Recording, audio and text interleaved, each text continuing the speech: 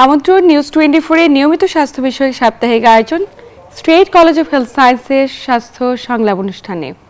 প্রিয় দর্শক, আপনাদের সাথে আছে আমি ডাক্তার অর্থি জোকরেভ।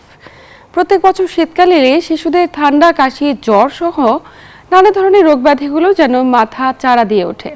তবে এই যে বিভিন্ন ধরনের রোগ ব্যাধি, এর মাঝে কখন আপনি সাধারণ সর্দি কাশি ভাববেন এবং কখন সেটি শ্বাসতন্ত্রের প্রদাহজনিত জটিলতা এবং কখন সেটিকে গুরুত্ব দেওয়া জরুরি, আমরা বিষয়গুলো নিয়ে অনেকে শঙ্কিত থাকি না।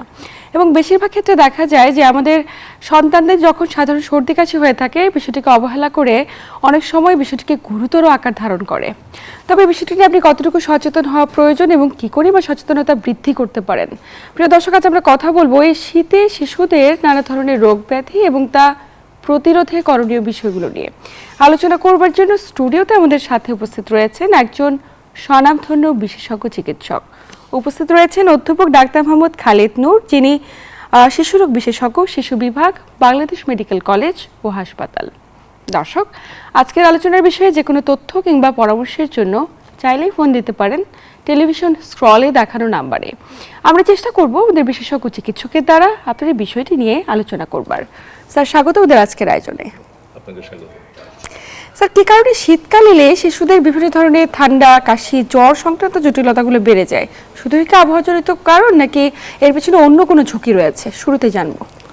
শীতকালের সময় এমনিতে একটা ঠান্ডা আবহাওয়া, এটা অনেক সময় বাচ্চাদেরকে স্বাস্থ্য ঝুঁকিতে বাড়িয়ে দেয়। এছাড়াও এই সময় কিছু ভাইরাসজনিত কারণ এবং আমরা গাছের যেটা পোলেন গ্রেইন, পোলেন যে রেনুটিনগ্লন, ওই টাইমটাতেই বেশি হলো মানে লক্ষ্য করা যায়, বিশেষ করে সেপ্টেম্বর থেকে জানুয়ারি এবং ফেব্রুয়ারি প্রথম শুরুর দিকে। এই টাইমটাতে দেখা যাচ্ছে কি যে সমস্ত বাচ্চারা নর্মালি কিছু ভাইরাস দ্বারা আক্রান্ত হয়। ভাইরাসগুলো হচ্ছে কি যে লক্ষ্য করি আমরা সাধারণত রেসপিরেটরি সিনসিটিভ ভাইরাস আছে, অ্যাডেনো ভাইরাস, ইনফ্লুয়েঞ্জা, প্যারা ইনফ্লুয়েঞ্জা ভাইরাস, এই সমস্ত ভাইরাস দ্বারা আক্রমণ বেশি হয়। এছাড়াও শীতের টাইমটাতে কোল্ড অ্যাটমসফিয়ার, ঠান্ডা আবহাওয়াতে বাচ্চাদের হচ্ছে কি যে স্বাস্থ্য ঝুঁকিটা বাড়িয়ে দেয়। নাকদের পানি, হাঁচি, কাশি, এই প্রকোপগ্রান্তা বেড়ে যায়। মোরওভার এনভায়রনমেন্টের যে সময়টাতে ধুলাবালিটাও শীতের সময় ইন কম্পারিজন টু দ্য যেটা হচ্ছে কি যে রেইনি সিজনে, বিশেষ করে ওই সময়টাতে ধুলাবালি প্রকোপটা কিন্তু কমে যায়। এই টাইমটাতে এই জিনিসগুলো বেড়ে যায়। এই সমস্ত কম্বাইন্ড কিছু কারণের জন্যই শিশুরা বিশেষ করে শ্বাস প্রশ্বাসের প্রদাহে এই ঝুঁকিটাতে তারা বেশি আক্রান্ত হয়। আচ্ছা, কিন্তু স্যার এই যে জ্বর, সর্দি, কাশি হচ্ছে, আমরা তো বেশিরভাগ ক্ষেত্রে এটাকে সাধারণ ভাবছি, গুরুত্ব দিচ্ছি না।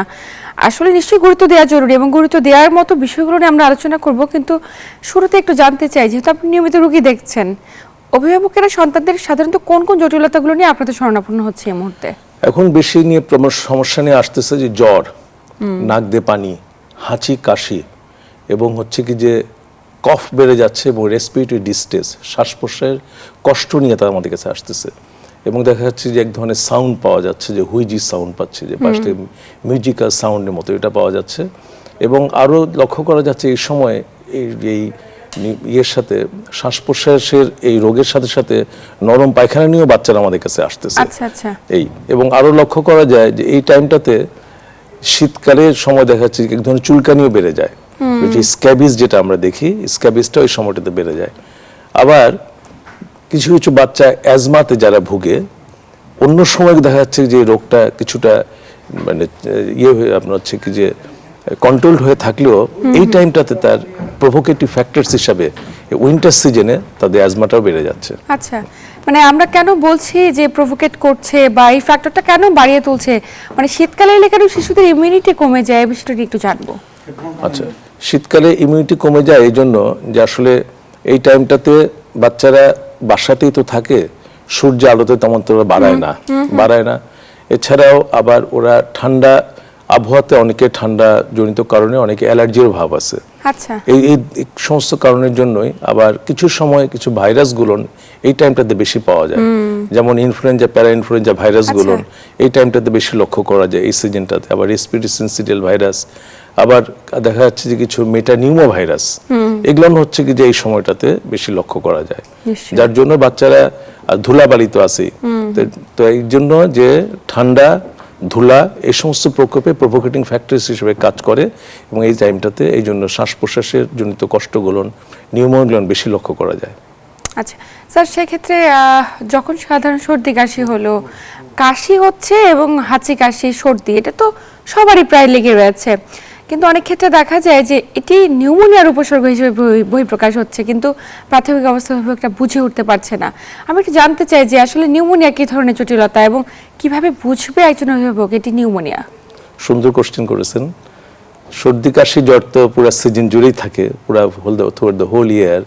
এই টাইমটাতে লক্ষ্য করা যায় যে হাঁচি কাশি দিল, নাক দিয়ে পানি, সে সাথে সাথে বাচ্চাদের শ্বাসকষ্টটা বেড়ে যায় এবং যে কাশিটা অনেক সময় বুকে ব্যথাও করে, কাশতে গেলে বাচ্চা বুকে ব্যথা করে, কাঁদে, খায় না। এবং নিউমোনিয়া তখনই বুঝতে পারবে যখন মা দেখবে যে তার শ্বাস প্রশ্বাসের যে ব্রেথ রেট যেটা বলি আমরা, রেসপিরেটরি রেট, এটা এক এক বয়সে একটা নর্মাল পরিণত থাকে। যেমন একটা এক্সাম্পল আপনাকে দিই, যে বাচ্চা জন্মের পর থেকে 2 মাস বয়স পর্যন্ত 60-এর নিচে হলো নর্মাল রেসপিরেটরি রেট যেটা বলি আমরা। 60-এর অধিক চলে গেলেই আমরা বুঝি যে তার শ্বাস প্রশ্বাসের কোনো সমস্যার জনিত রোগ নিয়ে সে বহিঃপ্রকাশ করছে। আরেকটা বাচ্চা যেমন 2 মাস থেকে 1 বছর, ও রেসপিরেটরি রেট থাকবে 50-এর নিচে, মানে শ্বাসের গতি, শ্বাসের যেটা হচ্ছে রেসপিরেটরি রেট যেটা বলি আমরা, শ্বাসের একটা নরমাল মাত্রা কতটুকু, হ্যাঁ, তো 50 নিচে থাকে সাধারণত নরমাল। 1 বছর বয়সে 2 মাস থেকে 1 বছর, 50-এর উপর চলে গেলেই মা যদি নর্মালভাবে একটা বাচ্চা ঘুমন্ত অবস্থা যদি নিজেও গুনে যদি 1 মিনিটে তার শ্বাস প্রশ্বাসটা চলতেছে হলো 50-এর উপরে, তখনই তার চিন্তা করতে হবে যে হচ্ছে কি যে তার বাচ্চা নিউমোনিয়ার দিকে চলে যাচ্ছে। আচ্ছা, সাথে সাথে আরেকটা জিনিস, বুকের পাঁজরগুলো ভিতরের দিকে ঢুকে যায়, ওটাকে আমরা বলি চেস্ট ইন ড্রয়িং, তখন বোঝা হবে যে এই বাচ্চাকে আর বাসায় রাখা যাবে না। কিছু কিছু ইন্টেলিজেন্ট মা অনেক সময় দেখা যাচ্ছে কি যে বাসায় ইদানিং করোনার জন্য অনেকে পালস অক্সিমিটার রেখে দিয়েছে, হাতে বাসায় রেখে দিয়েছে অনেক বাচ্চা, কিন্তু তারা অনেক সময় যদি দেখে যে সিচুয়েশনটা 95 নিচে নেমে গেছে, দ্রুত শ্বাস প্রশ্বাস চলছে, তারপর যে বুকের পাঁজরটা ভিতর দিকে ঢুকে যাচ্ছে, তখন বুঝতে হবে যে বাচ্চাটা বাসায় রাখা যাবে না, জরুরি ভিত্তিতে তখন হাসপাতালে নেওয়ার জন্য প্রয়োজন। আর 1 বছরের উপরে যে বাচ্চাগুলো 1 বছর থেকে 5 বছর, সাধারণত এই সময় বয়সেই, জন্ম থেকে 5 বছর বয়সে বাচ্চাদের সাধারণত এই নিউমোনিয়াটা বেশি হয়। তো যদি কি দেখা যাচ্ছে যে 40-এর উপরে 40 এবং তার চেয়ে বেশি রেসপিরেটরি রেট 1 বছর থেকে 5 বছর বাচ্চার, তাহলে বুঝতে হবে যে তার শ্বাস প্রশ্বাসের দ্রুততা বেড়ে যাচ্ছে এবং এটা খারাপের দিকে চলে যাচ্ছে, তখন হচ্ছে হাসপাতালে নিয়ে যাওয়াটা প্রয়োজন। আচ্ছা স্যার, একটু জানবো যে মানে এই যে শ্বাসের গতি বেড়ে যাচ্ছে, নিউমোনিয়া আক্রান্তের মতো একটা ঝুঁকি তৈরি হচ্ছে, মানে এই ঝুঁকিটা কি যে কোনো শিশুর হতে পারে নাকি আক্রান্তের ঝুঁকিতে বিশেষ কোনো শিশু রয়েছে? যে কোনো শিশুর হতে পারে। এছাড়াও আক্রান্ত শিশুদের মধ্যে মানে কিছু যাদের ইমিউনো ডেফিসিয়েন্সি যাদের থাকে, মনে করেন যারা একটা বাচ্চা মিজিলসে ভুগেছে অথবা একটা প্রিম্যাচিওর বাচ্চা হয়েছিল, যাদের কিনা রোগ, অথবা বাচ্চা যদি ম্যালনিউট্রিশনে যদি ভোগে, যেদিকে আমরা বলি, এই সমস্ত বাচ্চাদের ঝুঁকিটা অন্য সময়ের তুলনায়, অন্য বাচ্চাদের তুলনায় একটু বেশি বেড়ে যায়। মানে আমরা বলতে চাই যে যাদের ওজন কম নিয়ে জন্মেছে, একটু ওজনটা কম ছিল, অথবা ঠিকমতো খেতে পারে না, একটু আন্ডারওয়েট চাইল্ড, তাদের ক্ষেত্রে এই ঝুঁকিগুলো বেশি বেড়ে যায়। স্যার, একটু জানতে চাই যে একটা বাচ্চা যখন নিউমোনিয়া হয়ে যায়, নিশ্চয়ই চিকিৎসকের উপর আস্থা রাখাটা জরুরি, কিন্তু আমাদের দেশে অধিকাংশ প্রত্যন্ত এলাকাগুলোতে আমরা দেখি অভিভাবকরা চিকিৎসকদের কাছে না গিয়ে ফার্মাসি থেকে বিভিন্ন ধরনের সিরাপ নিয়ে বাচ্চাটিকে খাওয়াচ্ছে, এবং একটা সময় পরে জটিলতার মাত্রা অনেক তীব্র হয়ে যায়, তখন আসলে নিউমোনিয়া কি কারো মৃত্যুর কারণ হতে পারে কিনা? খুবই সুন্দর একটা প্রশ্ন। আন্ডার 5 চিলড্রেনের নিউমোনিয়ার কারণে হচ্ছে অন্তত 20-22% ডেথ হয়, এবং এটা কিন্তু টোটাল যে হচ্ছে কি যে শিশু মৃত্যু হয় তার 5 ভাগের 1 ভাগই কিন্তু হচ্ছে এই নিউমোনিয়া দ্বারা হয়। এবং যেটা আমাদের একটা সাজেশন হলো, আপনাদের শ্বাসকষ্ট হলে, সর্দি কাশি হলে, জ্বর হলে ফার্মেসি থেকে ওষুধ না নিয়ে আপনার নিকটস্থ যে স্বাস্থ্য কেন্দ্রে যান, ওখানে আমাদের ডাক্তার সাহেবরা আছেন, তারা কিন্তু ধরতে পারবেন যে বাচ্চা নিউমোনিয়াতে আক্রান্ত হচ্ছে কিনা। সাধারণ সর্দি কাশির জন্য তেমন কিছু ওষুধই লাগে না, অনেকে বাসায় হচ্ছে জ্বরের একটা সিরাপ দিলেও খাওয়ালো কোনো ব্যাপার না। কিন্তু আমি যে পয়েন্টগুলো বললাম যে তার শ্বাস প্রশ্বাসের গতি দ্রুতটা বেড়ে যাওয়া এবং তা হচ্ছে বুকের পাঁজরটা ভিতরে ঢুকে যাওয়া, এই ক্ষেত্রে বাসায় বসে না থেকে এবং ফার্মেসির উপরে ওষুধের উপর নির্ভর না করে আমি বলবো আপনার কোনো নিকটস্থ স্বাস্থ্যকেন্দ্রে গেলেই তারা সিভিয়ারিটিটা বুঝতে পারবে। একদমই। এবং স্যার, যখন বাচ্চাটিকে পরীক্ষকের কাছে দেখাবে বা বিশেষ কোনো পরীক্ষা করাবে, পরীক্ষা করার পর নিউমোনিয়া ধরা পড়ার পরে কখন একটি সন্তানকে আসলে বাসায় থেকে চিকিৎসা করা জরুরি এবং কোন ক্ষেত্রে আসলে হাসপাতালে ভর্তি হয়ে চিকিৎসা করার পরামর্শ দিয়ে থাকেন? সুন্দর প্রশ্নটা একটা।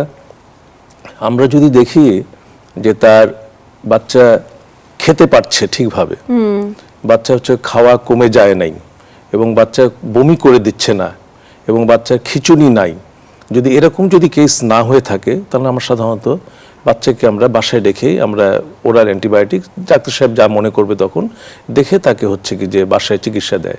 কিন্তু সাথে যদি এক জিনিস লক্ষ্য করা যায়, তার রেসপিরেটরি রেটটা, স্বাস্থ্যের যে নারীর গতিটা বেড়ে যাওয়া, বুকের পাঁজরটা ভিতরে ঢুকে যাওয়া, বাচ্চা খেতে না পারা, অত সাথে অন্য খিচুড়ি কিছু ডেঞ্জার সাইন আমরা বলি, এগুলো যদি লক্ষ্য করা যায় তাহলে বুঝতে হবে একে বাসা রাখার কোনো পক্ষে সম্ভব না, দ্রুততমভাবে ভালো হাসপাতালে রেফার করাটা জরুরি। এবং ক্ষেত্র বিশেষে আমরা বলেও দিয়েছি যে একটা ইনজেকশন দিয়ে হলো তাকে যেন তাড়াতাড়ি অন্য কোথাও হাসপাতালে পাঠিয়ে দেওয়া হয়। আচ্ছা আচ্ছা, তো একটি সন্তান যখন হাসপাতালে ভর্তি হবে স্যার, নিশ্চয়ই এক্ষেত্রে হাসপাতালের চিকিৎসকদের প্রতি আস্থা রেখে সম্পূর্ণ চিকিৎসা চালিয়ে যাওয়াটা জরুরি।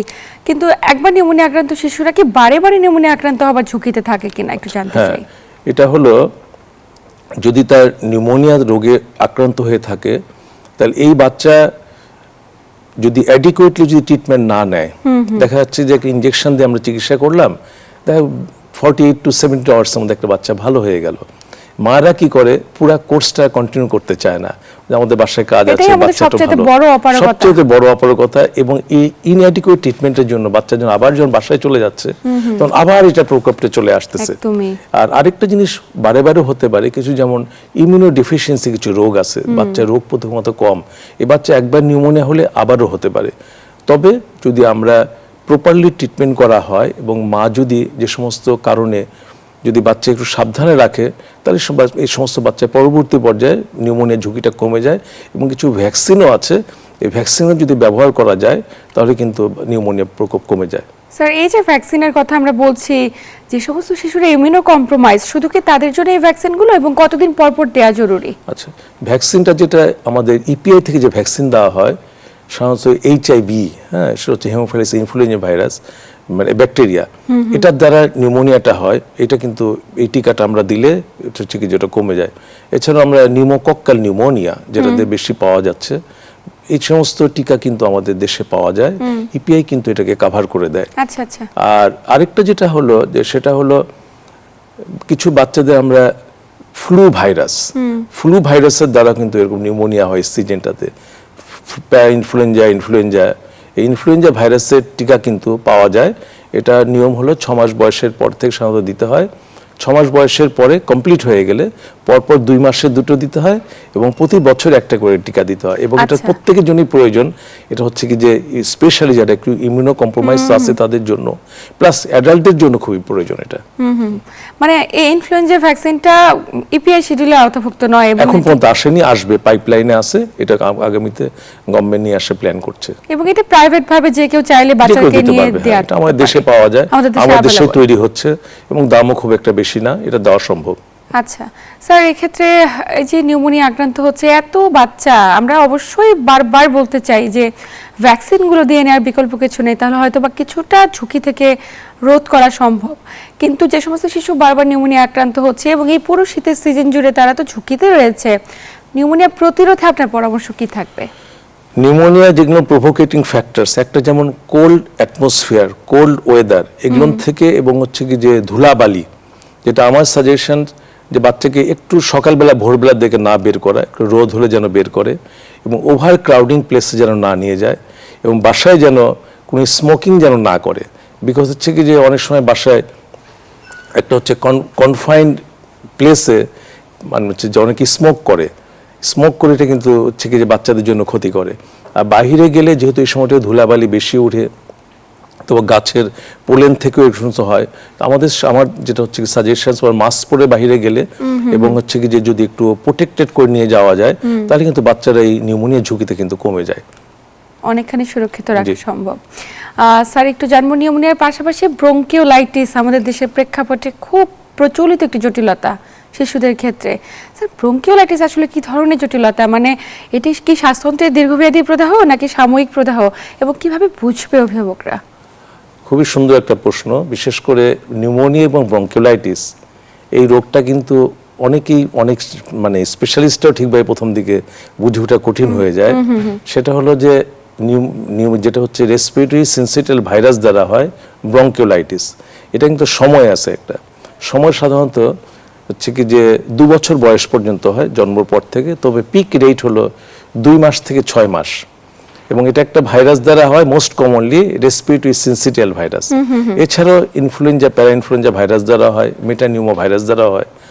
এগুলো যেটা হচ্ছে কি যে বাচ্চা হঠাৎ করেই একটু হালকা জ্বর কিন্তু খুব বেশি না, আচ্ছা, আচ্ছা। হালকা একটা জ্বর, হ্যাঁ। অল্প সময় মনে করেন 9900 গাটে একটু গরম হলো, নাক দিয়ে পানি হচ্ছে, বাচ্চা তৎক্ষণাৎ এক ধরনের হুইজ শুরু হলো। হুইজ হলো একদম সাউন্ড, আমি আপনার পাশে বসে আছি, আপনি একটা সাউন্ড পাচ্ছেন, মিউজিক্যাল বাঁশির সাউন্ড, মতো, একদম হ্যাঁ বাঁশির মতো মিউজিক্যাল একটা সাউন্ড আপনার কাছে আসবে, পাবেন। বাচ্চা কিন্তু খেলতেছে, বাচ্চা হাসতেছে, ওকে আমরা বলি হ্যাপি হুইজ বলি। বাচ্চা হাসতেছে, বাচ্চা কিন্তু শ্বাস প্রশ্বাসের কষ্ট, আপনি শব্দ শুনতে পাচ্ছেন। এবং আপনি যদি মনে করেন জামাটা একটু খুলে দিলেন, আপনি দেখলেন যে বুকের পাঁজরটাও ভিতর দিকে ঢুকে যাচ্ছে, রেসপিরেটরি রেটটাও এটাও দেখবেন যে বেড়ে যাচ্ছে। এই ক্ষেত্রে দেরি না করে এটা তৎক্ষণাৎ হাসপাতালে নিয়ে যাওয়াটা প্রয়োজন, বিকজ এখান থেকে কিন্তু একটু দেরি করলে পরবর্তী হার্ট ফেলিওর পর্যন্ত হয়ে যায়। আচ্ছা আচ্ছা। এখান থেকে নিউমোনিয়া কিন্তু তফাৎটা হচ্ছে এটাই, নিউমোনিয়াটা হচ্ছে ব্যাকটেরিয়াল কিন্তু, আর এটা কিন্তু মোস্টলি ভাইরাল। এই জন্য বলি ব্রঙ্কিওলাইটিস সিজনটাও কিন্তু আবার সেপ্টেম্বর থেকে ফেব্রুয়ারি পর্যন্ত, এর মধ্যে আর হয় না। পিক এজ হলো 2 মাস থেকে 6 মাস, 2 বছর বয়স পর্যন্ত হয়ে থাকে। এটার থেকে কিন্তু নিউমোনিয়াটাকে আমাদের সাধারণত যারা ফিজিশিয়ান ওনারা হচ্ছে কি যে দেখে টোটাল ট্রিটমেন্ট প্যাটার্ন সম্পূর্ণ আলাদা। ও আচ্ছা। ওইখান থেকে যদি নেগলিজেন্স করা যায়, দেখে কিছু মনে হবে না, বাচ্চা হাসতেছে, বাচ্চা তো খেয়ে নিচ্ছে, হ্যাঁ, কিন্তু বাচ্চার শ্বাস প্রশ্বাস কষ্ট ক্রমান্বয়ে বেড়ে যাচ্ছে। আচ্ছা। এই জন্য এই সমস্ত রোগী ভর্তি করে আমরা জাজ করতে পারি এবং কিছু ইনভেস্টিগেশন করে খুব সহজেই বোঝা যায় যে ওর হচ্ছে কি যে ব্রঙ্কিওলাইটিস হয়েছে নাকি নিউমোনিয়া হয়েছে। তো সেক্ষেত্রে স্যার ব্রঙ্কিওলাইটিস যদি হয়ে থাকে, আপনি বলছিলেন হার্ট অ্যাটাক করে মারা যেতে পারে। Exactly so. ব্রঙ্কিওলাইটিসে কিন্তু ওয়ান অফ দ্য কমপ্লিকেশনস হচ্ছে কি যে হার্ট ফেলিওর। আচ্ছা। এবং এটা কিন্তু যদি একটু নেগলিজেন্স করা যায়, কেউ বুঝতে না পারলে পরবর্তী দেখা যাচ্ছে শুধু এই শ্বাস প্রশ্বাস কষ্ট থেকে হার্ট ফেলিওরে বাচ্চা কিন্তু মারা যায়। কি ভয়ঙ্কর তথ্য। এবং এখান থেকে আরো হয় পরবর্তী পর্যায়ে কিছু কিছু বাচ্চা অ্যাজমাটিক টেন্ডেন্সিও হতে পারে ফিউচারে, যে অ্যাজমাতের দিকে টার্ন নিতে পারে এই সমস্ত বাচ্চা। তো যার জন্য আমরা অনেক সময় এই সময়টা থেকে একটা বাচ্চার নিউমোনিয়া, ব্রঙ্কিওলাইটিস, অ্যাজমা এগুলো কিন্তু খুব কাছাকাছি রোগ, একদমই আলাদা করতে পারাটা খুব বেশি খুবই জরুরি। এটাকে হচ্ছে কি যে জটিল, এবং এটা হাসপাতালে রেখেই অবজার্ভ করে তার কিছু পরীক্ষা নিরীক্ষা দ্বারা এবং তার ফ্যামিলি হিস্ট্রি নিয়ে কিন্তু এটাকে ট্রিটমেন্টের প্ল্যান সাজাতে হয়। নিশ্চয়ই খুবই চমৎকার একটি বিষয় আপনি সামনে নিয়ে এসেছেন, নিউমোনিয়া, ব্রঙ্কিওলাইটিস এবং অ্যাজমা। আমরা এই 3টা বিষয়কে কিভাবে পার্থক্য করতে পারি এবং সেক্ষেত্রে চিকিৎসা পদ্ধতির ধরনগুলো নিশ্চয়ই ভিন্ন, কি হতে পারে এবং প্রিভেনশনের করণীয় কি, প্রত্যেকটা বিষয় জানবো। তবে স্যার সময় আছে একটি ছোট্ট বিরতি নেবার। প্রিয় দর্শক, স্ট্রেট কলেজ অফ হেলথ সায়েন্সের স্বাস্থ্য সংলাপ অনুষ্ঠান থেকেই নিচ্ছি ছোট্ট একটি বিরতি, সাথেই থাকুন। বাংলাদেশের প্রথম স্বাস্থ্য বিজ্ঞান college state college of health science. প্রিয় দর্শক, বিরতির পর আবার সবাইকে স্বাগত জানাচ্ছি straight college of health sciences স্বাস্থ্য সংলাপ অনুষ্ঠানে। আপনাদের সাথে আছি আমি ডাক্তার অর্থি জোকরিফ এবং আমার সাথে আছেন একজন বিশেষজ্ঞ চিকিৎসক। স্যার, বিরতির পর আবার স্বাগত ওদের আজকের আয়োজনে। বিরতির আগে কথা বলছিলাম যে এই যে এত শিশুরা ব্রঙ্কিওলাইটিসে আক্রান্ত হচ্ছে, আপনি বলছিলেন 2 বছর বয়সের মাঝে আক্রান্তের ঝুঁকি সবচাইতে বেশি, এবং এমনও হতে পারে যে এই হার্ট অ্যাটাকে এই শিশুগুলো মারাও যেতে পারে যদি সঠিক সময় সচেতন না হয়। স্যার, একটু জানবো, সচেতনতা বাড়ানোর জন্য নিশ্চয়ই অনেক কিছু রয়েছে, কিন্তু ডায়াগনোসিস করার যে প্রক্রিয়াটা, এটা আসলে কি রকম, কি ধরনের পরীক্ষা করা জরুরি? আমি আগেই বললাম যে এটা একটা বয়সের ব্যাপার এবং কিছু সিমটম বলেছি আমি। এখন এগুলো সিমটম যদি বাবা মা লক্ষ্য করে তাহলে ওর নিকটস্থ ডাক্তারের কাছে যাবে, প্রয়োজনে অবস্থা বুঝে হাসপাতালে তার ভর্তি হওয়াটা প্রয়োজন লেগে যাবে। হাসপাতালে যাওয়ার পরে বাচ্চাটাকে আমরা অবজার্ভ করি, একটা প্রথমে বয়স, একটা হচ্ছে সিজন, তারপরে তাকে পরীক্ষা নিরীক্ষা করে দেখা যায় যে এই বাচ্চাগুলোর ক্লিনিক্যালি শুধু পাওয়া যায় আমরা যেটাকে বলি হচ্ছে রংকাই পাই আমরা, আর হুইস তো পাই যেটা বলে বাঁশির মতন সাউন্ড। কিন্তু এগুলো বাচ্চাদের আরো একটু এক্সামিন করে আমরা কোনো ক্রিপিটেশন কিন্তু পাই না, যেটাকে এক ধরনের ক্র্যাকলেস সাউন্ড পাওয়া যায়, ওটা কিন্তু আমরা বাচ্চাদের পাই না। এবং বাচ্চা কিন্তু হাসতেছে, কিন্তু বাচ্চা সিভিয়ার বেশ। এক্ষেত্রে আমরা শুধু যদি একটা এক্সরে করি, এক্সরে করলে কিন্তু আমরা বুঝতে পারবো এটা নিউমোনিয়া নাকি হচ্ছে ব্রঙ্কিওলাইটিস। আরও একটি অন্য দেশে বড় বড় দেশগুলো ভাইরাসটাকে ওরা আইসোলেট করে, যেগুলো আমাদের দেশের পক্ষে এটা সম্ভব হয় না। আমি আগেই বলেছি রেসপিরেটরি সিনসিটিয়াল ভাইরাসটা মোস্ট কমন, এছাড়াও প্যারা ইনফ্লুয়েঞ্জা ভাইরাস, মেটানিউমো ভাইরাস, এগুলোর দ্বারাও এটা হয়ে থাকে। আমাদের দেশে তো ভাইরাস আইসোলেট করা সম্ভব হয় না, আমরা সিম্পল একটা এক্সরে করি, প্রয়োজনে আমরা অনেক সময় যদি ভালো বোঝা না যায় ক্লিনিক্যালি আমরা একটা ব্লাড টেস্ট করি। এক্সরেটারে মোটামুটি বোঝা যায় যে এক্সরে কিছু চেঞ্জ পাওয়া যায়, যেটা নিউমোনিয়ার থেকে ব্রঙ্কিওলাইটিসকে খুব ইজিলি এটাকে করে দেওয়া যায়, মানে সেপারেট করা সম্ভব হয়। শুধু একটা এক্সরের মাধ্যমে এটা সম্ভব, অন্য কিছু লাগে না। যখনই নিউমোনিয়া থেকে ব্রঙ্কিওলাইটিস আলাদা হয়ে গেল স্যার, নিশ্চয়ই চিকিৎসা পদ্ধতির ধরনটাও ভিন্ন হয়ে যায়। এক্ষেত্রে অবশ্য দক্ষ চিকিৎসকের মাধ্যমে শনাক্ত হওয়াটা খুব জরুরি। আমি একটু জানবো যে ব্রঙ্কিওলাইটিসের বাচ্চাদের ক্ষেত্রে বাসায় থেকে কোনো চিকিৎসা করা যায় নাকি হাসপাতালে নেওয়াটাই একমাত্র লক্ষ্য? এটা হচ্ছে কি যে হাসপাতালে নিয়ে চিকিৎসা করাটা উত্তম। হ্যাঁ হ্যাঁ, অনেক সময় বাসায় ইনিশিয়ালি রাত বিরাত হয়ে গেছে, হাসপাতালে যেতে পারতেছে না, তাহলে একটা হচ্ছে কি যে নেবুলাইজেশন করতে পারে। নেবুলাইজেশনে অনেক সময় দেখা যাচ্ছে কি যে আমরা 3% সোডিয়াম ক্লোরাইড দিয়ে নেবুলাইজেশন করি, আমরা অনেক সময় সালবিউটামল দিয়ে নেবুলাইজেশন করি, মাঝে মধ্যে আমরা স্টেরয়েড দিয়েও নেবুলাইজেশন করি, বুরিসোনাইডাস এটা দিয়ে আমরা নেবুলাইজেশন করে থাকি। তবে এই ক্ষেত্রে যে ঝুঁকিটা আমি আগেই বললাম, ইনঅ্যাডিকুয়েট ট্রিটমেন্ট যদি হয়, পার্শিয়াল ট্রিটমেন্ট যদি হয়, অনেক সময় যদি বুঝতে না পারে, সেক্ষেত্রে বাচ্চা কিন্তু হার্ট ফেলিওরে যেতে পারে।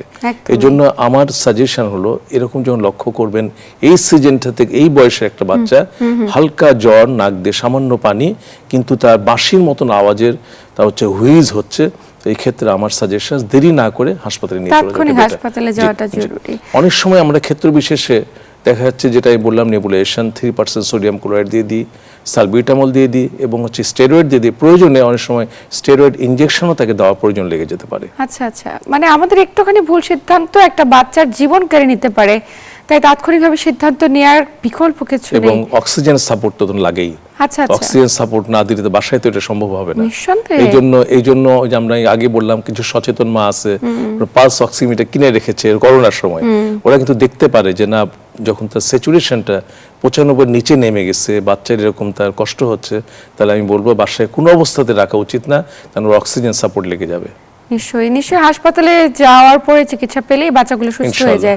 একটু জানতে চাই যে ব্রঙ্কিওলাইটিসে আক্রান্ত একটি শিশু যেহেতু 2 বছর পর্যন্ত শুধু আক্রান্ত হচ্ছে, পরবর্তীতে এই শিশুটি কি অ্যাজমাতে আক্রান্তের কোনো ঝুঁকিতে থাকে কিনা? হ্যাঁ, এটা বলে কিছু কিছু কেসে ব্রঙ্কিওলাইটিস থেকে অ্যাজমাতে যেতে পারে, প্রোভাইডেড তাদের যদি একটা ফ্যামিলি হিস্ট্রি থাকে। ফ্যামিলি হিস্ট্রিতে বাবা মা অথবা গ্র্যান্ডফাদার মাদার, ওদের যদি দেখা যাচ্ছে কি যে তার অ্যাজমার প্রকোপ থাকে, ওটা দেখা যাচ্ছে কি যে এক ধরনের ফ্যাক্টরস হিসাবে কাজ করে, প্রভোকেটিং ফ্যাক্টরস। এবং কিছু বাচ্চার স্কিনে কিন্তু আবার লক্ষ্য করা যায় যে তার একজিমা হয়েছে, একজিমা অথবা অ্যাটোপি হচ্ছে তার অ্যালার্জিক রাইনাইটিস।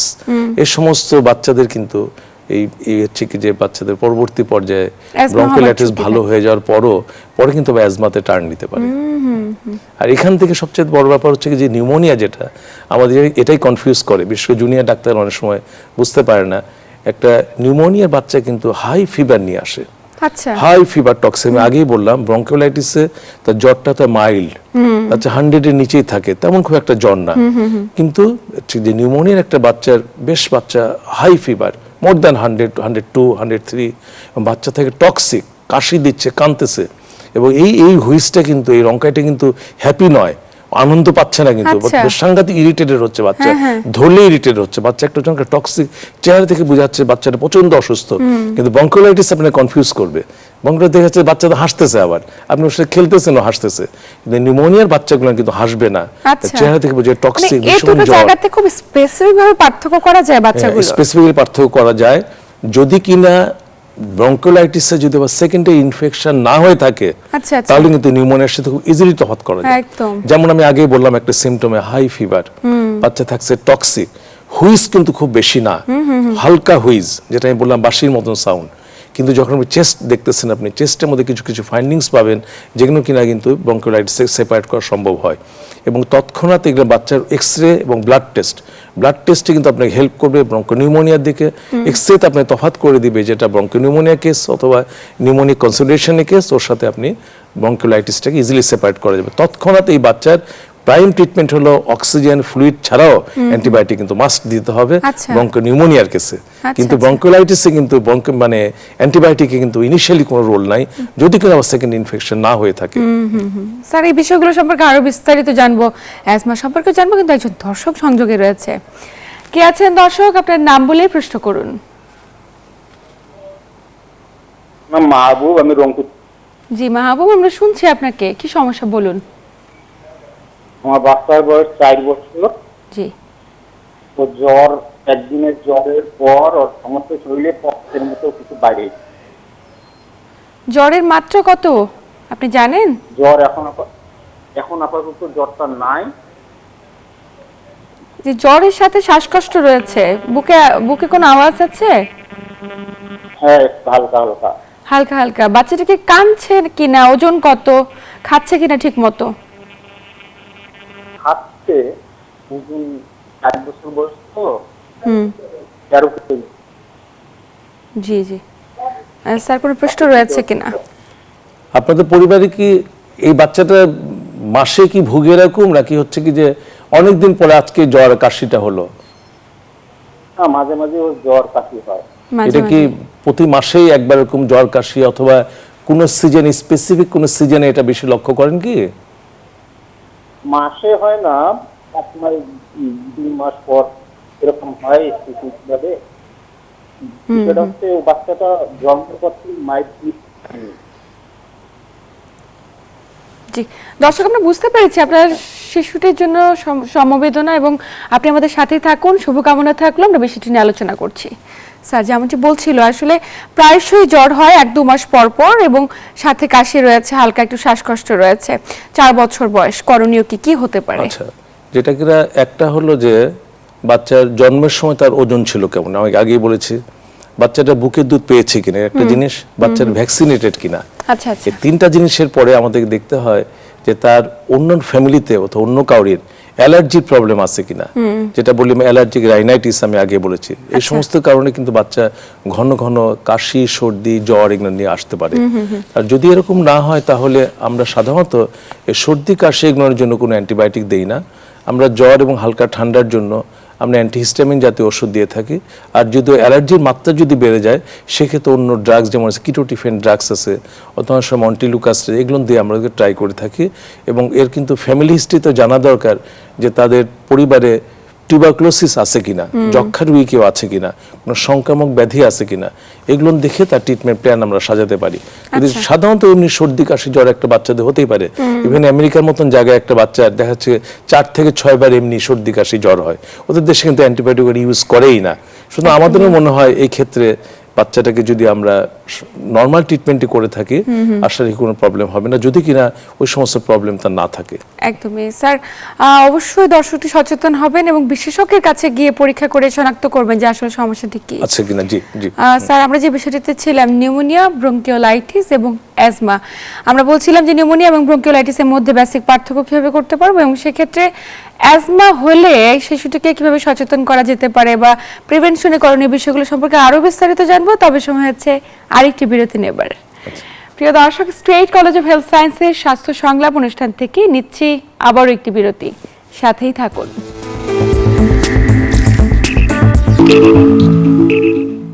প্রিয় দর্শক, বিরতির পর আবারও সবাইকে স্বাগত জানাচ্ছি স্টেট কলেজ অফ হেলথ সায়েন্সের স্বাস্থ্য সংলাপ অনুষ্ঠানে। আপনাদের সাথে আছি আমি ডাক্তার অর্থি চক্রিফ, এবং আমার সাথে আছেন একজন স্বনামধন্য বিশেষজ্ঞ চিকিৎসক। স্যার, বিরতির পর আবারও স্বাগত আমাদের আজকের আয়োজনে।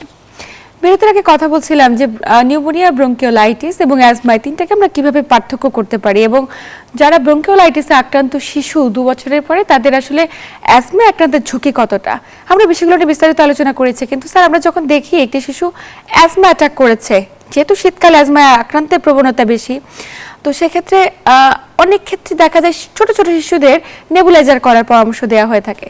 তো অ্যাজমা প্রিভেনশনে নেবুলাইজ কি একমাত্র ভরসা, নাকি ইনহেলারের ব্যবহারের পরামর্শ থাকে বিশেষ করে শিশুদের ক্ষেত্রে? ধন্যবাদ, খুব সুন্দর একটা প্রশ্ন। প্রথমেই বলি যে আমরা যখন কিছু বাচ্চার ইনহেলারের কথা বলি তখন বাবা মা কিন্তু এমনি খুব একটু ভয় পেয়ে যায়, এটাই কি তাহলে শেষ চিকিৎসা? আসলে প্রথমেই আগেই বলি যে না, এটা কিন্তু ধারণাটা সম্পূর্ণ ভুল। এই সিজনটাতে হচ্ছে কি অ্যাজমা হওয়ার কারণটাই হলো একটা অ্যাজমার ক্লাসিফিকেশনের মধ্যে আছে সিজনাল ভেরিয়েশন, সিজনাল অ্যাজমা একটা বলে। কিছু অ্যাজমা একটা টাইপ আছে ইন্টারমিটেন্ট অ্যাজমা, দেখা যাচ্ছে কি যে 2 মাস 3 মাস পর অ্যাটাক হলো, হ্যাঁ, অথবা মাসে একবার হতো বা দিনের বেলা হলো, এটাকে আমরা বলি ইন্টারমিটেন্ট টাইপ। আর কিছু আছে হলো পারসিস্টেন্ট, ওটা বা মাইল্ড, মডারেট, সিভিয়ার, ওটা হিসাব আছে, আমি দরকার নেই সবাইকে জানার। আরেকটা হচ্ছে সিজনাল ভেরিয়েশন। সিজনের জন্য এই সিজনটাকে আমরা বলি বিশেষ করে কোল্ড ওয়েদার, কোল্ড অ্যাটমসফিয়ার, তারপর হচ্ছে এই সময়টাতে ডাস্ট, এবং হচ্ছে কি যে এই টাইমটাতে আগেই বললাম যে গাছের রেণু যেটা পোলেন গ্রেইন বলি, বিদেশে কিন্তু এটার দ্বারা ওয়ান অফ দ্য প্রভোকেটিং ফ্যাক্টর হিসেবে কাজ করে। এই জন্য অ্যাজমাটাকে বলি মাল্টিফ্যাক্টোরিয়াল ডিজিজ বলি আমরা, শুধু একটাতে নয়। যেমন হচ্ছে কি যে প্যারেন্টস সাফার করে কিনা, টু সাম এক্সটেন্ট জেনেটিকেরও একটা কিন্তু রোল আছে, বাবা মা অথবা গ্র্যান্ডফাদার মাদার ওরা আপনার হচ্ছে কি যে ওরা সাফার করেছে কিনা। তারপর কিছু আছে অ্যাটোপি বলি আমরা, অ্যাটোপি তার অ্যালার্জিক কোনো প্রবলেম আছে, যেমন অ্যালার্জিক রাইনাইটিস, অথবা স্কিনের মধ্যে হচ্ছে কি যে এক্সিমা, এই ধরনের কিছু আছে কিনা, এগুলোর জন্য আগেই বলেছিলাম এই সমস্ত বাচ্চা ব্রঙ্কিওলাইটিস যদি অল্প বয়সে হয় তাদের একটু টেন্ডেন্সি থাকে অ্যাজমার দিকে যাওয়ার। কিন্তু ব্রঙ্কিওলাইটিস ইটসেলফ ওটা ব্রঙ্কিয়াল অ্যাজমা করে না, মানে কিছু বললাম ঝুঁকি একটা মানে প্রিডিসপোজিং ফ্যাক্টরস হিসাবে। অ্যাজমাটা বোঝার উপায়টাই হলো এই সিজনটাতে যাচ্ছে বাচ্চাদের একটু শ্বাসকষ্ট বেড়ে যায়, বিশেষ করে রাতের বেলা কাশিটা বেড়ে যায়। আচ্ছা, রাতে কাশি বেড়ে যাচ্ছে, দিনের বেলা হয় সিমটম, এবং সিমটমের মধ্যে সব একই রকম, এরকম হালকা জ্বর, নাক দিয়ে পানি, একটা ভাইরাল প্রভোকেশন হয়, ভাইরাস দ্বারা অ্যাটাকড হয় প্রথমে, ভাইরাল ফিভার যেটা আমরা বলি, ভাইরাল ফিভার, সিজনাল ফ্লু এরকম, ওটা দিয়ে কিন্তু তার প্রথম শুরুটা হয়। হালকা জ্বর, শ্বাসকষ্ট, যে নাক দিয়ে পানি, শ্বাসকষ্ট শুরু হয়ে গেল। এই ক্ষেত্রে আমরা বুঝার জন্য একটাই বলি যে বাচ্চা একটা শ্বাসকষ্ট হলো, আমরা 15 মিনিট পর পর নেবুলাইজ করতে পারি সালবিউটামল দিয়ে। আর নেবুলাইজটা করে যদি দেখা যাচ্ছে যে বাচ্চা সিমটম ফ্রি হয়ে গেল, তাহলে কিন্তু এটা অ্যাজমা। কিন্তু নিউমোনিয়া রোগী কিন্তু কখনো এরকম ভাবে আপনি নেবুলাইজেশন করলে ভালো হবে না, ব্রঙ্কিওলাইটিসও কিন্তু যাবে না, ওদের ক্ষেত্রে ট্রিটমেন্ট প্যাটার্ন ভিন্ন হয়, তবে টোটাল আলাদা। হ্যাঁ, এই জন্য হয়েছে কি যে আমরা বলি যে যে সমস্ত বাচ্চা প্রথমে অ্যাজমা বুঝার উপায় একটাই হলো, শ্বাসকষ্ট নিয়ে যদি একটা বাচ্চা আসে, যদি তার আগে হিস্ট্রি কখনো না থাকে অথবা প্রিভিয়াস কোনো ডায়াগনোস কেস নয়, সেক্ষেত্রে আমরা নেবুলাইজেশনটা করে আমরা পরপর 3 বার দিই, 15 মিনিটস ইন্টারভেল দিয়ে যদি দেখি তার সিমটম ফ্রি হয়ে গেল, তাহলে আর কোনো চিন্তা নাই। তাহলে সেটা অ্যাজমা, এবং অ্যাজমাকে ওই মুহূর্তে প্রিভেনশন করা যায়, এটা কোনো মৃত্যুর ঝুঁকি নয়। অ্যাজমার মৃত্যুর ঝুঁকি নয়, এখন কমপ্লিকেটেড যে কোনো কেসে কিন্তু খারাপের দিকে যেতে পারে। এটা হচ্ছে যেমন স্ট্যাটাস অ্যাজমাটিকাস, একটা আছে না স্ট্যাটাস অ্যাজমাটিকাস, ওখান থেকে কিন্তু বাচ্চা রেসপিরেটরি ফেলিওর ডেভেলপ করতে পারে। এই জন্য হচ্ছে কি যে আমরা প্রথমেই বলি এটুকু নেবুলেশন দিয়ে আমরা দেখতে পারি যে তার অ্যাজমা কিনা, ফ্রি হয়ে গেল, আস্তে আস্তে করে পরে ডাক্তারের কাছে গেল, সাজেশনস নিল, এই একটা জিনিস। 2 নম্বর হলো যে আমরা নেবুলাইজেশনটা কিন্তু এটা ট্রিটমেন্টটা নয়, একদমই তাই। নেবুলাইজেশনটা হলো রেস্কিউ বলেন, রেস্কিউ করা হলো সাময়িকভাবে তাকে ওই উপসর্গটাকে তাকে একটু রিলিফ দেওয়া হলো। কিন্তু আজকাল হচ্ছে কি যে অ্যাজমার জন্য আমরা মিটার ডোজ ইনহেলার বলি, হ্যাঁ, ইনহেলার পাওয়া যায় বিভিন্ন রকম, যেমন সালবিউটামল ইনহেলার পাওয়া যায়, তারপর হচ্ছে কি যে বুটিকোসন ইনহেলার পাওয়া যায়, তারপর হচ্ছে ফলমেট্রল, এরকম বিভিন্ন রকম স্টেরয়েড ইনহেলার পাওয়া যায়। তো এগুলো বাচ্চাদের জন্য আমরা দিই হলো এক ধরনের স্পেসার সিস্টেম আছে, স্পেসার রেসপো চেম্বার বাজার কিনতে পাওয়া যায়। তা আমরা ওটার দ্বারা কিন্তু বাচ্চাকে যদি আমরা দিই, বাচ্চার হচ্ছে ট্রিটমেন্ট ফেলিওর হয় না এবং বাচ্চা কিন্তু ভালো থাকে। এই আরেকটা জিনিস আমরা বলি তাদেরকে হচ্ছে কি যে সচেতনতা, যেমন কিছু বাচ্চা আছে কোল্ড এনভায়রনমেন্টে গেলে প্রভোকেশনসটা হয়, তার বাচ্চা আম্মাকে আমরা বলি ঠান্ডার মধ্যে বের করবেন না, ঠান্ডা পানিতে গোসল করাবেন না, ঠান্ডা খাওয়াবেন না, বিশেষ করে ঠান্ডা ফ্রিজে ঠান্ডা পানি, আইসক্রিম, জুস এগুলো বাচ্চাকে আমরা খাওয়াতে মানা করি, ধুলা বাড়িতে নিতে মানা করি। এবং ভাইরাস দ্বারা যেগুলো প্রভোকেশন হতে পারে, যে ফ্লু ভাইরাসের কথা বললাম, ফ্লু ভাইরাসে আমরা টিকা দিয়ে দিতে বলি, অন্য নিউমোনিয়ার ঝুঁকি যাতে না থাকে সমস্ত বাচ্চাদের নিউমোনিয়ার টিকা দিয়ে দিতে বলি। এই হচ্ছে কি যে আমরা মোটামুটি যে সমস্ত বাচ্চারা এ ধরনের ঝুঁকিতে রয়েছে তাদের জন্য এটা খুব বেশি মাত্রায় ম্যান্ডেটরি। আমরা বারবার বলতে চাই যে আপনার সন্তানটিকে অবশ্যই ইনফ্লুয়েঞ্জা এবং নিউমোনিয়া ভ্যাকসিনের আওতাভুক্ত করুন। স্যার, এটা খুব একটা মানে সচেতনতামূলক একটা আমরা বলতে পারি যে তথ্য, যে প্রত্যেকটি বাচ্চার বাবা মা যদি একটুখানি সচেতন হতে পারে। আমরা দেখি স্যার এই শীতকাল এলে বাচ্চাদের ডায়রিয়া হবার একটি প্রবণতা তৈরি হয়, যেটা একটু শুরুতেই বলছিলেন যে অনেক রোগী পাচ্ছেন ডায়রিয়া আক্রান্ত। কেন শীতকালের সাথে ডায়রিয়ার এত সম্পৃক্ততা রয়েছে এবং কখন ডায়রিয়াকে গুরুত্ব দেওয়াটা জরুরি? খুবই সুন্দর একটা প্রশ্ন। বিশেষ করে একটা বাচ্চার মায়েদের এমনিতে একটা শ্বাস প্রশ্বাসের প্রদাহ, নিউমোনিয়ার প্রকোপ এবং সাথে যদি নরম পায়খানা হয়, তাহলে তো বুঝতে পারছেন বাচ্চারা আম্মার জন্য, বাচ্চাটার নিজের জন্য বিশাল একটা স্বাস্থ্য ঝুঁকি হয়ে যায়। দেখা যায় কিছু কিছু ভাইরাস আছে, ভাইরাস যেগুলো যে হচ্ছে কি যে তাদেরকে অ্যালার্জিক প্রবলেম করে, নিউমোনিয়া করে, ভাইরাস ইনডিউসড ভাইরাল নিউমোনিয়া বলি, ওই ভাইরাসগুলো কিন্তু আবার ডায়রিয়াও করতে পারে। আচ্ছা, তো এই যার জন্য হয় কি বাচ্চার যেমন শ্বাসকষ্ট, কাশি, জ্বর, এর সাথে নরম পায়খানা হয়ে থাকে। তো আমরা যেটা ডায়রিয়ার বিষয়টা যেটা আমি আগে বললাম যে একটা বাচ্চার 2 এবং অধিক যদি নরম পায়খানা হয়ে থাকে, আচ্ছা, সিম্পল একদম নরম পায়খানা, সেক্ষেত্রে কিছুই লাগে না, একটু খাবার স্যালাইন খাওয়ালে আর কোনো কিছু লাগে না। একটা বয়সের একটা হিসাব আছে, আমরা যেটা বলি যে যদি বাচ্চা 1 বছর বয়সের মধ্যে যদি একটা ডায়রিয়া হয়, নরম পায়খানা হয়, তার যদি পানির শূন্যতাটা যদি রোধ করে দেওয়া যায়, কিন্তু ভাইরাস কোনো চিকিৎসাই লাগে না। আচ্ছা, এবং সাথে আমরা একটু জাস্ট ওর ইমিউন মডুলেশনের জন্য জিঙ্ক দিয়ে থাকি, জিঙ্ক সিরাপ আমরা দিই, আর হচ্ছে কি যে ওআরএস দিলে আর কিছুই লাগে না। মোস্ট অফ দ্য কেসে কিন্তু এই বাচ্চার ডায়রিয়াগুলো এমনি ভালো হয়ে যায়, যেহেতু ভাইরাস ইনডিউসড। আচ্ছা। আর বাচ্চাকে হচ্ছে কি জ্বরের জন্য জ্বরের সিরাপ আর হচ্ছে অ্যান্টিহিস্টামিন কিছু দিয়ে দিলেই কোথাও যাওয়া লাগে না, কিছুই করা লাগে না।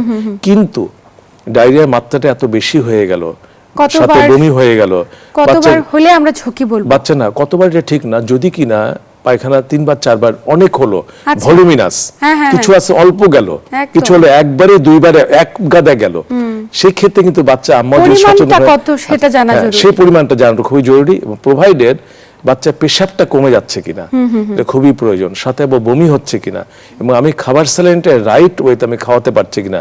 আমি আগেই বললাম যে আমরা সাধারণত 1 বছর 2 বছর বয়সের বাচ্চাদের প্রতিবার পায়খানা পরে 50 থেকে 100 ml করে যদি আমরা খাবার স্যালাইন দিয়ে থাকি, তাহলে কিন্তু পানির শূন্যতার ঝুঁকিটা আর থাকে না। আর 2 বছর উপরে চলে গেলে আমরা বলি যে প্রতিবার পায়খানার পরে 100 থেকে 200 ml করে আপনি খাবার স্যালাইন খাওয়িয়ে দিবেন।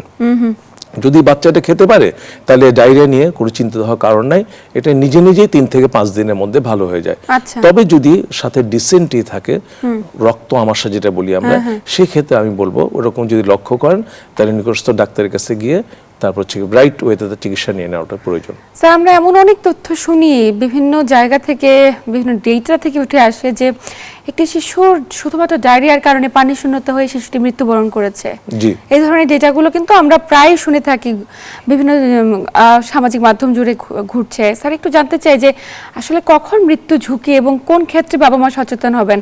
আপনি তো বারবার বলছিলেন যে একটু ওআরএস বা নরমাল ওটস স্যালাইন খাওয়ার একটি পরামর্শ। ওটস স্যালাইন খাবার সঠিক নিয়মটা তো আমরা অনেক ক্ষেত্রে জানি না, একদম শেষ প্রান্তে আছি, ছোট করে শুনবো। আচ্ছা, হচ্ছে আমরা জাস্ট নরমাল একটু ওআরএস যেটা প্যাকেটটাকে দেখবেন চিহ্ন দেওয়া আছে, ওখানে কেচি দিয়ে কেটে 500 ml পানিতে আমরা পুরাটাই কিন্তু গুলিয়ে দিব।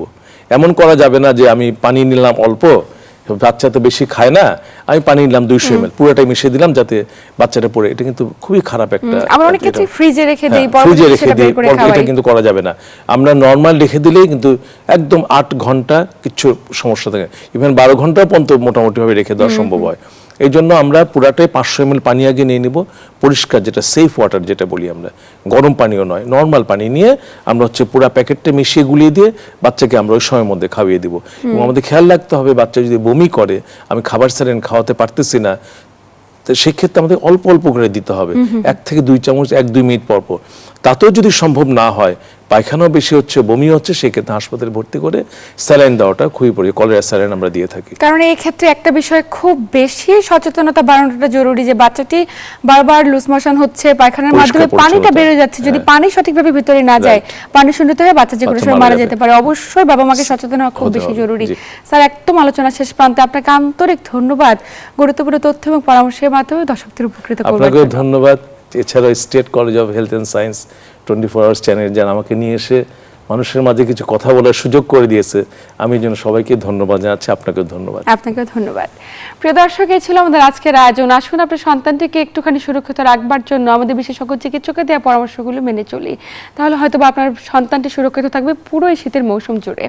এতক্ষণ সাথে থাকার জন্য সবাইকে ধন্যবাদ। সবাই ভালো থাকুন, সুস্থ থাকুন এবং নিউজ 24 এর সাথেই থাকুন।